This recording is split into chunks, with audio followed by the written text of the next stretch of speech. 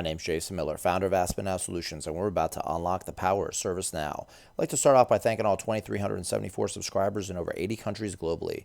If you believe in transferring knowledge to those who need it most, please click subscribe. Your user data will not be transferred to anyone outside of AspenNow without your express consent. Today, before I get to today's topic, I'd like to just reiterate that I am looking for talent outside of AspenNow to create videos on other technologies such as MuleSoft, Salesforce, Microsoft Azure, Elastic, etc.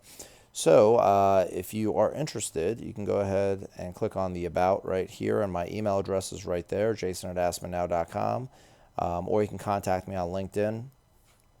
We can discuss an opportunity. This is really great for people who are in transition.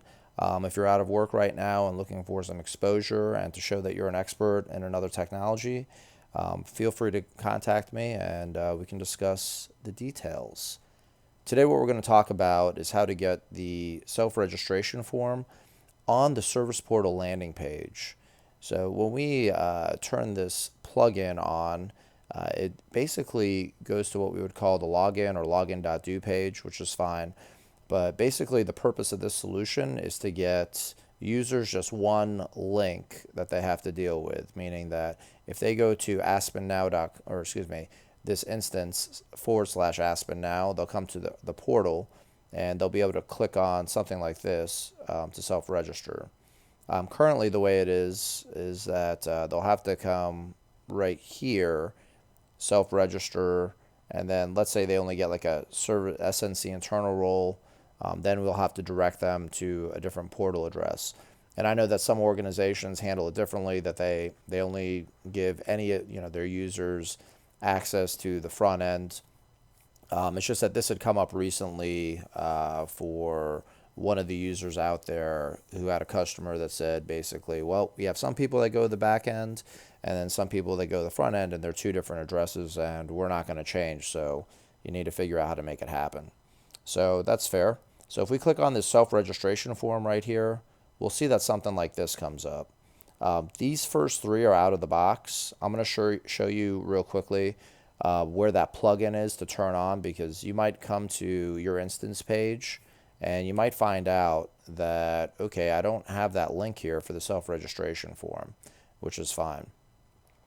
So let's go to the back end here, and I just want to let you know where the plugins are. So if we go to v_plugin.list, we'll see here when we type in user registration request, this one will come up. And when you click on it, be taken into a screen like this, and then you just click on activate down here in the related links, and it'll activate it for you. So it might take a couple of minutes to do that. And then what will happen is that link will appear on that form that we just looked at. And then there'll be a module called pending user registrations under the user administration application right here. So one thing that I wanted to do was I wanted to create a different module, and that's what I did. So I created this one here for all user registration requests because I felt like I kept coming to the pending one, which is fine. And if I click on pending, that's great, but it's got that filter there, and I kept getting annoyed because I had to click on all to see all of them, right? So I didn't want to deal with that. As you can see here, I ran a couple of tests, and then there looks like there were some other users that came in here and self-registered. So if we wanted to add some additional fields, so if we go back over here and we take a look at this, let me refresh that because I did a little bit of a couple of modifications here.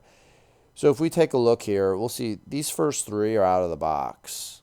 First name, last name, email, and then I added a couple other details right here. So I'm going to show you how I did that. One thing you'll notice when we go into a record, so let's just go into Mr. Zuckerberg's here, and see here we have a self-service view. Then also we have a default view.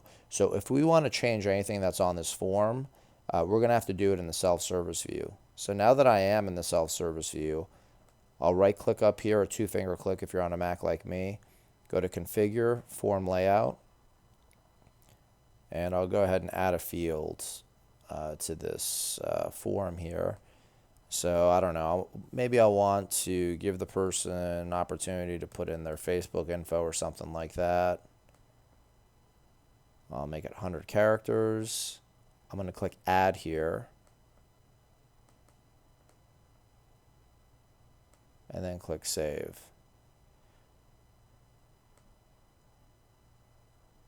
So we'll see it renders here on the form when it brings us back out. Let's make sure it does it on the front end here. Great. Okay, so we have Facebook, Instagram, and all that stuff's optional.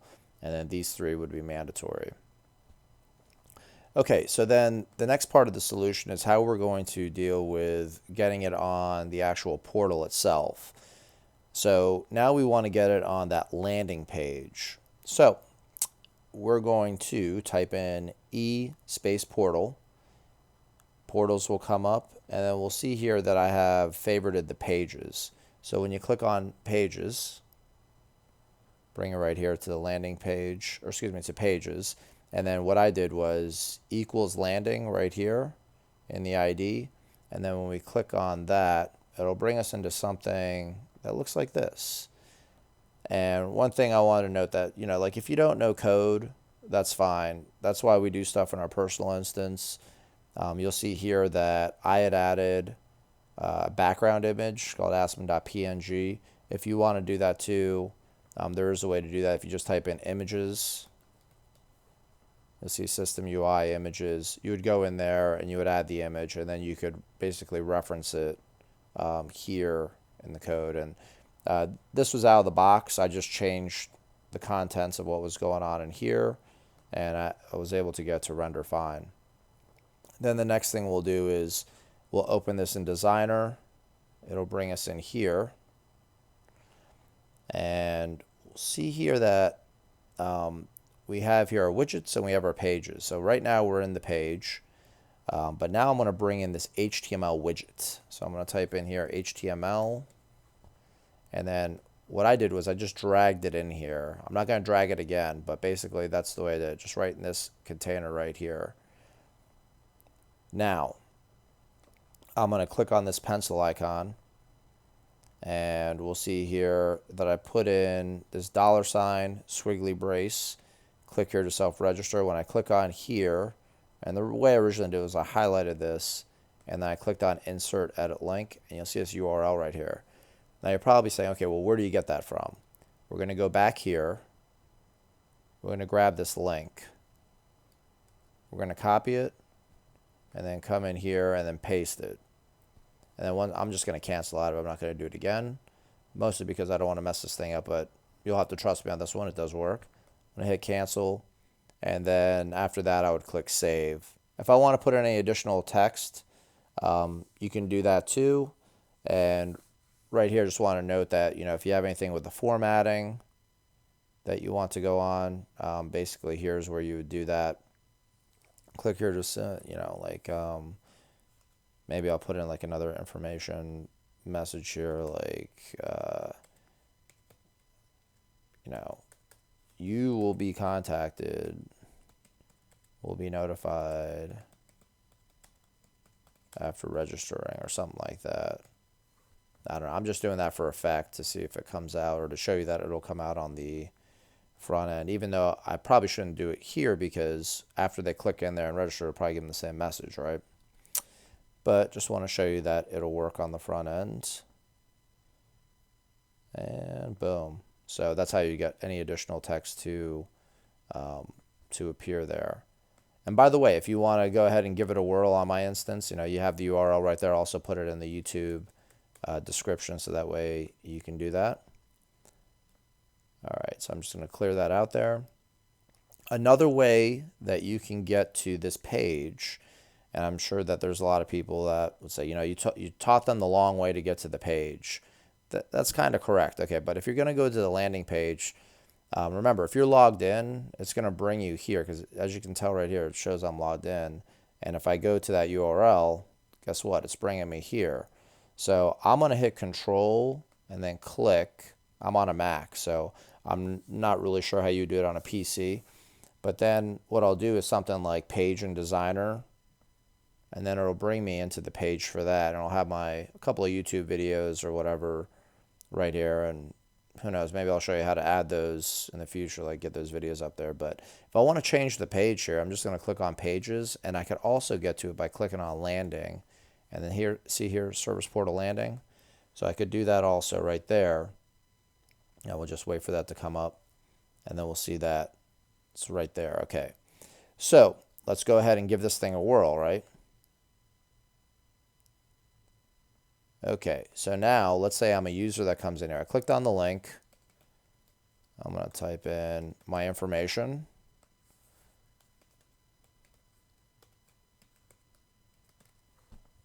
And if I want to, all this other stuff is optional. I don't have to put any of that stuff in. And now I'll click submit.